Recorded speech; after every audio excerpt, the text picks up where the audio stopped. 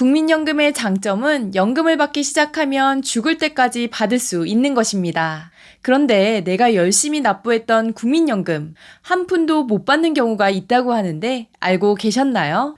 오늘은 국민연금공단에서 알려주지 않는 국민연금의 숨은 함정에 대해 알려드리려고 하는데요.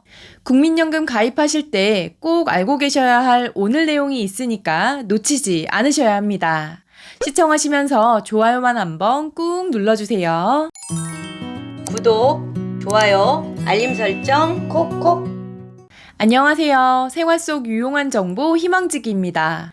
국민연금은 받기 시작하면 돌아가실 때까지 받을 수 있는 참 좋은 제도로 죽어도 연금이 계속 나오는데요. 바로 가족들에게 지급되는 유족연금입니다. 연금 수령 중에 본인이 사망하면 그 사람으로 인해 생계를 유지하고 있던 사람들에게 대신 지급하게 되는데 이걸 유족연금이라고 합니다. 1988년 국민연금이 생겼을 때 가장인 남편이 사망을 해도 국민연금을 가입하지 않는 아내와 자녀들이 생계를 유지할 수 있도록 도입되었다고 하는데요. 납입한 기간에 따라 수급자가 받던 연금의 40에서 60% 정도를 유족들이 받을 수 있습니다. 예를 들어 내가 20년 이상 국민연금을 납입하고 100만 원을 받고 있는데 사망했다면 유족들은 100만 원의 60%인 60만 원을 받을 수 있는 건데요. 하지만 여기에 함정이 하나 있습니다. 바로 국민연금은 중복 지급이 안 된다는 것입니다. 예전에야 가장인 한 명만 국민연금에 가입한 경우가 많았지만 요즘엔 부부 둘 다 경제활동을 하며 국민연금에 가입하는 경우가 많습니다. 예를 들어 부부 둘 다 국민연금에 20년 이상 가입하고 남편은 150만 원, 아내는 50만 원을 받고 있다고 가정해 보겠습니다. 남편이 사망하면 아내는 유족연금 150만 원과 본인의 국민연금 50만 원, 총 200만 원을 받게 될 거라고 생각하시는 분들 많으실 텐데요. 이런 경우 아내는 유족연금과 본인의 국민연금을 중복해서 받을 수 없습니다. 자신의 국민연금을 포기하고 남편의 유족연금으로만 받거나 자신의 국민연금에 남편의 유족연금의 30%를 추가로 받거나인데요. 즉 남편이 받던 국민연금의 60% 금액인 90만 원을 받던지 본인의 국민연금 50만 원에 유족연금 90만 원의 30%인 27만 원을 더한 77만 원을 받던지 둘 중 하나를 선택하셔야 합니다. 당연히 유족연금 금액이 크기 때문에 아내는 유족연금 90만 원을 선택하셔야 하는데요.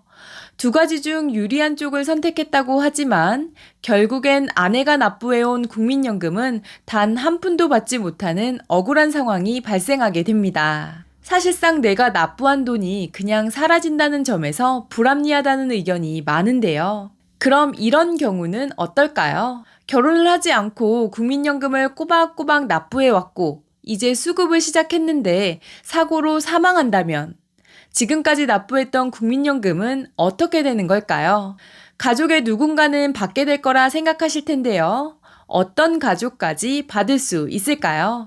유족연금 가장 1순위는 사실혼을 포함한 배우자, 2순위는 25세 미만이거나 장애이급 이상인 자녀인데요. 국민연금을 만 63세부터 받고 있는데 자녀가 25세 미만인 경우가 많이 있을까요? 있다 하더라도 자녀가 25세가 넘어가면 유족연금을 받을 수 없기 때문에 그 다음은 3순위로 넘어가게 됩니다. 3순위는 60세 이상이거나 장애 2급 이상인 부모입니다. 이런 조건에 해당되더라도 체크해야 될 것이 한 가지 더 있습니다.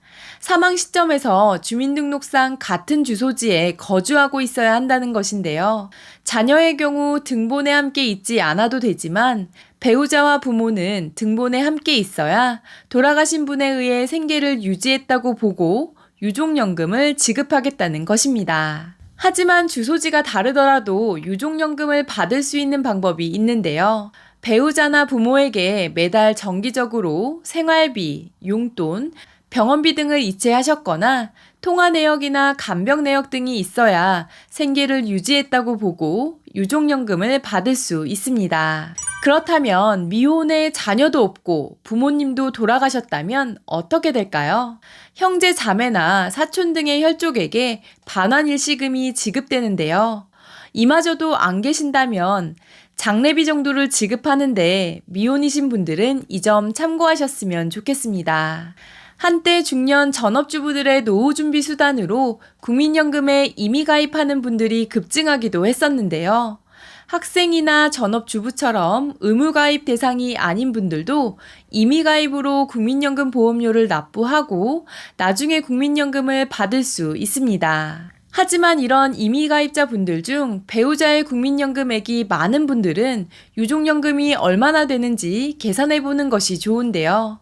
내가 임의가입을 해서 받게 될 연금 수령액이 배우자의 유족연금보다 효율이 떨어진다면 임의가입 대신 개인연금을 가입해서 노후를 준비하는 게 유리할 수도 있다는 점 알고 계시면 좋겠습니다. 물론 부부 둘 다 오래 사시면서 각자의 연금을 받는 것이 좋겠지만 사람 일은 모르는 것이고 중복 수령이 불가한 이유로 유족연금을 선택했을 시엔 내가 냈던 국민연금은 하나도 못 받는 경우가 생기기 때문에 임의 가입하신 분들은 반드시 체크해 볼 필요가 있다는 점 꼭 기억하시기 바랍니다.